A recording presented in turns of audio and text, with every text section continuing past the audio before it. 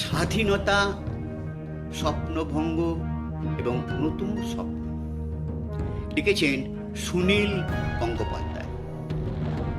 বাবা বলেছিলেন 1947 সালে 15ই আগস্ট ভারত স্বাধীন হল, আর আমরা হারালাম আমাদের দেশ। কষ্ট মনে পড়ে বাবার সেই অপমানিত মুখ আর ধরা ধরা গলা। আমার বয়স তখন 13 বছর। কথাটির মর্ম ঠিক বুঝতে পারিনি।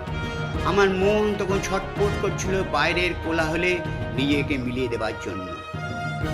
প্রভাত পেরিতে ভাজছিল ভিউগল। পাশের বস্তির বাচ্চারা কি যেন একটা নিয়ে চেঁচামেচি করছিল, কে জানে।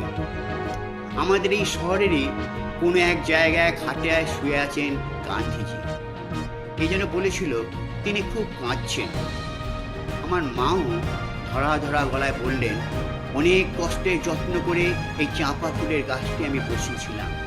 এবছর এ গাছে ফুল ফুটবে, আমি আর সেই ফুল দেখতে পাব না।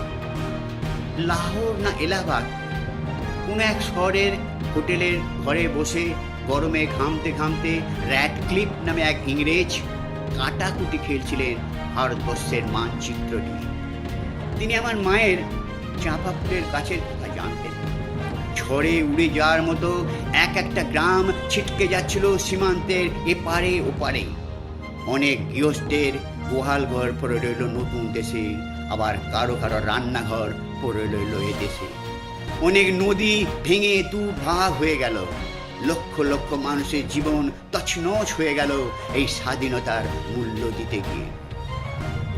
বাংলা এবং পাঞ্জাব, যেখানকার ছেলেরা মুক্তিপণ করার জন্য সবচেয়ে বেশি লড়াই করেছিল, সেই দুটো রাজ্যকে কেটে কুটে ভেঙে রক্তাপ্লুত করা হলো, রক্ত গঙ্গা বয়ে দেয়া হলো।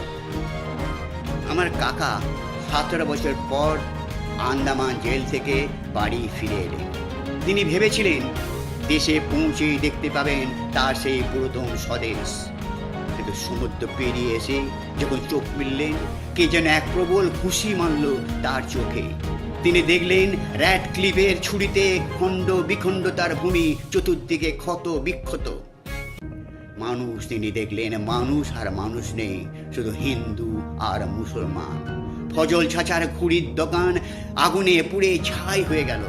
শুভ্রকেশী এক দরবেশ, যিনি মাথায় চামর বুলিয়ে আদর করতেন, তার লাশ পড়েছিল ট্রাম লাইনের ধারে গত 3 দিন ধরে। প্রেসিডেন্সি কলেজে কাকার সহপাঠীদের রেনা সুলতানকে কামড়ে ছিঁড়ে খেয়েছিল কয়েকজন দস্যু। শিয়ালদা স্টেশনের প্ল্যাটফর্মের সব দিকে শয়ে শুয়ে শুয়েছিল সে গৃহহারা নিরন্ন ছিন্নমূল মানুষ। একজন জননী পথেই হারিয়েছেন তার এক পুত্রকে, আর 1 বছরে রাজ্যে তার খিদের জ্বালায়। একজন ব্রাহ্মণ ভিক্ষের থালা হাতে যেন একেবারে নিপুণ, একদম নির্বাক।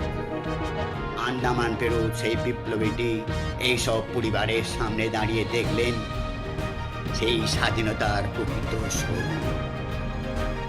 কোন একজন বৃদ্ধ চিৎকার করে বলে উঠেছিলেন, গান্ধীজি মেনে নিল এই দেশভাগ। তার পিয়ারের সুভাষচন্দ্রকে, তার পিয়ারের জওহরলালকে কথা বোঝাতে পারল না। কিন্তু না, সুভাষ তো আজ দেশে নেই, কোথায় সে হারিয়ে গেছে কে জানে। তার সে এই কণ্ঠস্বর যেন প্রতিধ্বনি হয়েছিল দিল্লির গিয়ে এক জায়গায়। সেখানকার থেকে এক মহারাষ্ট্রীয় যুবক প্রার্থনা সভায় খুন হলেন গান্ধীজি। আমার কাকাও তার এই ভিটা মাটি ছেড়ে চলে গেলেন উল্লাসকর দত্ত তার জেল সঙ্গীর বাড়িতে। তারা দুজনেই চুপচাপ বসে থাকতেন, তাদের মুখের কোনো ভাষা ছিল না। জন্ম থেকেই এই স্বাধীনতা নামক শিশুটি বিকলাঙ্গ, তবু তাকে বাঁচিয়ে রাখার জন্য আপ্রাণ চেষ্টা করা হয়েছে। বারবার বদলে দেওয়া হয়েছে তার বদলে তার গায়ের জামা, যে জামাটি হচ্ছে গণতন্ত্র। আমাদের পাশের দেশের এই গণতন্ত্র এই পোশাকের কোনো তোয়াক্কা করেনি। তাদের খুনোখুনি আর সামরিক শাসনে হয়েছে রক্তপ্লুত, হয়েছে আপ্লুত। একসময় তো দেশটা ভেঙে টুকরোই হয়ে গেল। তারপর আমাদের এই বাংলা কিন্তু ভাঙল না, যদিও এখনো সেই পাহাড়ের চতুর্দিকে সীমান্তে শোনা যায় সেই বন্দুকের গর্জন। কারণ তাদের মাথা ব্যথার একটাই কারণ, সেই অখণ্ডিত কাশ্মীর। মানুষের বয়স আর দেশের বয়স তো কখনো এক নয়। এই 70 বছর বয়সে আজ আমাদের দেশ সবে মাত্র কৈশোরে পা দিয়েছে। সে হাঁটতে শিখেছে, চলতে শিখেছে, গান গাইতে শিখেছে, এমনকি সে চাঁদে রকেট পাতাতেও শিখেছে। আমার বাবা মৃত্যুর আগে বলেছিলেন বাড়ি যাব। আমাকে কাতরভাবে আমাদের কাছে আবদার করেছিল, আমাকে বাড়ি নিয়ে চল, আমি বাড়ি যাব। কিন্তু তার সেই ছাড়, তার সেই শেষ ইচ্ছা আমরা পূরণ করতে পারিনি। কারণ বাড়ি মানে তো সেই জন্মস্থান, সে তো কবেই বিলীন হয়ে গেছে অন্য এক দেশে। আমার বাবা কোনোদিনই এই দেশটাকে নিজের দেশ বলে ভাবতে পারেনি। আজ নতুন প্রজন্মের কাছে এই সবই যেন এক গল্প কথা। কারণ পুরাতন ইতিহাস কখনো তারা মনে রাখে না, আর মানুষ ইতিহাস নিয়ে বাঁচে না, বাঁচে বর্তমান নিয়ে। আমার বাবা কাকারা আর সব অতীত। যদিও আমাদের স্মৃতির কণায় সেই স্মৃতির দুঃখ বিরাজ আজও মাঝে মাঝে জেগে থাকে, তবু আমাদের নিজের সন্তান সন্ততিরা আবার এই নতুন দেশকে নতুনভাবে গড়ে তুলতে চাইছে। মাঝে মাঝে স্বপ্ন দেখি ইংরেজরা আবার ফিরে এসেছে, না অস্ত্র নিয়ে না, চাকরি চাইতে। আন্তর্জাতিক একটা এলিট স্কুল খোলা হয়েছে রাজধানীতে, যেখানকার ছাত্ররা অন্য দেশের রাষ্ট্রপতি, সেনাপতি, তাদের শেখানো হচ্ছে গণতন্ত্র।